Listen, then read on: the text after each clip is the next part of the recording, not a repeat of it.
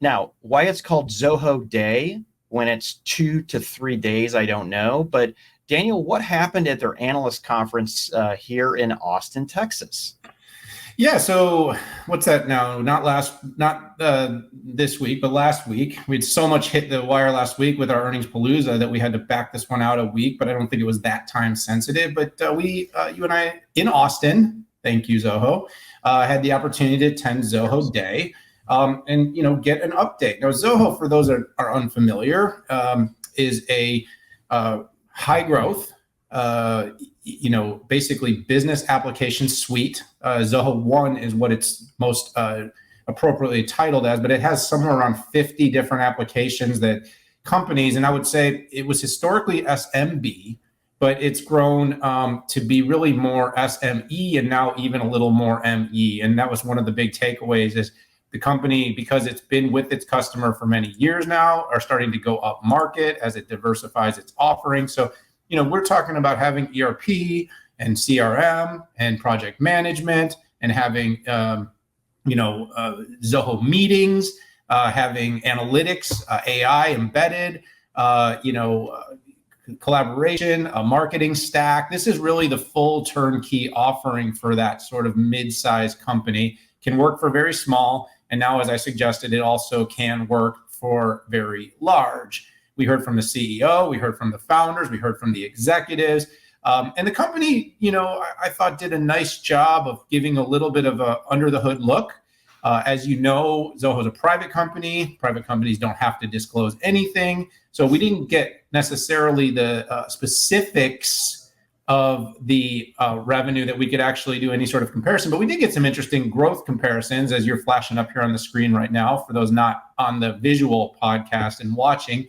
Where Zoho was basically able to show that it was growing very quickly, specifically against the some of the other competitors in the space. It looked at Atlassian, Freshworks, HubSpot, Microsoft, Oracle, Salesforce. It was interesting, Pat, because I remember I raised my hand and said, "Can we share this?" And they said, "Absolutely." And usually that kind of stuff surprises me.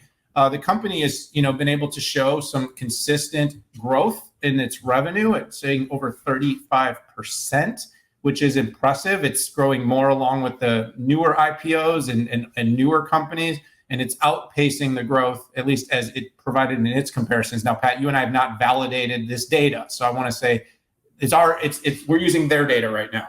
That's right. Based upon the reviews of earnings that we have done, I can speak for Salesforce and Oracle. These are pretty right on about overall revenue growth, but I think Oracle would raise its hand a little bit in debate if you got into NetSuite, which is probably more the direct comparison. And that's been growing closer to 30% continuously over the last several quarters that I've analyzed. But, I guess, as Zoho, there was so much content. A couple of things I'll point out. One is really interesting debate. Can't say much specifically about it, about why the company has decided to remain private. Company does a lot of things in ESG, has a very strong stance on privacy. And their CEO basically shared with us that, yes, that's been a consideration, that going public has been something the company has looked at. Obviously, a high growth subscription-based service would make for an attractive public company. But due to sort of how the company wants to prioritize itself, it has opted not to take that route. And I'll just touch on one other thing. This is really a global company. They shared some data. I mean, this company has, I believe it's more than a dozen offices distributed around the world. They have a pretty significant customer growth rate, a low churn rate in terms of its customers. And really, it does set itself out to be easy to use. And so, again, private companies, Pat, always create a little bit more of a challenge for us to try to really provide our analysis on their performance. In terms of the solution set, though, we all know that there's only 500 Fortune 500 companies.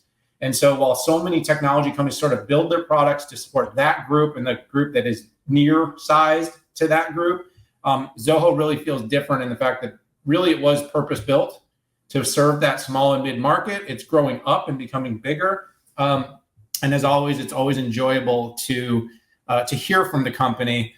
But without more actual revenue data, it's hard to say exactly how well the company is doing. Good assessment, Daniel. Yeah, Zoho is a very interesting anomaly in the world of SaaS applications, right? It has a very good growth, but it has zero aspirations of going public. And it's funny when you step back and listen to the key leadership talk about why it doesn't want to. It's very clear. I mean, it says it will have to do things that it wouldn't want to do because they know they would have to satisfy shareholders. The one thing I want to point out, though, is that the company's strategy that it laid out close to a decade ago, ironically, is the strategy that all of the biggest B2B ecosystems are headed down, whether it's Google, Microsoft, or Salesforce. And that's this notion of a full stack approach that goes all the way from hardware, the infrastructure, to those SaaS applications at the very end and everything in between. Now, Salesforce won't ever get there on their own unless they would buy an infrastructure company, as they're leveraging Azure and AWS for their infrastructure.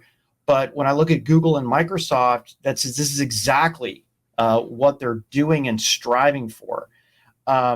This is kind of a little an interesting thing. Microsoft doesn't actually have a consistent infrastructure that it sits on with its SaaS apps. Office 365 is on a different infrastructure, as is Teams and its video properties. Because it was built up, there's some history there, and they had different teams working on it.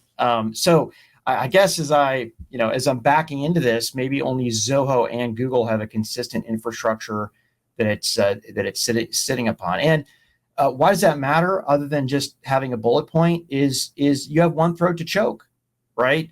If you own every part of the stack, you can optimize your experience, right? If you have some challenges on the software side, you can make it up on the hardware side. If you have challenges on the hardware side, you can make it up on the software side.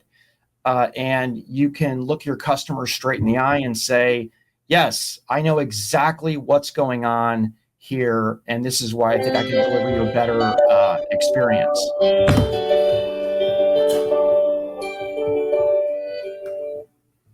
Awesome. It's all good. Hey, no, this is live. This happens on our podcast. So. Good catch, Pat. Now I'm going to shut this thing down. No, it's all good. So, very similar. Daniel shared with you some of the things that were public, but Daniel and I both saw NDA slides. We saw 13 years of registrations. We saw 8 years of paid customers.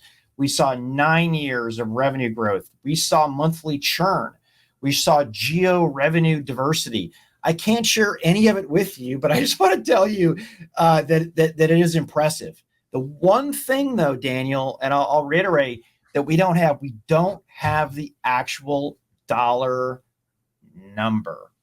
I don't know. I don't know why that matters. Maybe it should. Maybe it doesn't. But we are very inquisitive people. So overall, a good conference. I got to talk to number one. Got to talk to the CEO like you did, and got to talk to most of the executive staff there. The access was great. You could just kind of bump. Sridhar wasn't in the country, unfortunately, but that was the only senior executive that I wanted to talk to face that I didn't get to talk to. Good job, Zoho. Keep up the good work. And by the way, Zoho has been part of the 6.5 Summit for a couple of years, and be sure to check that out. Appreciate the partnership.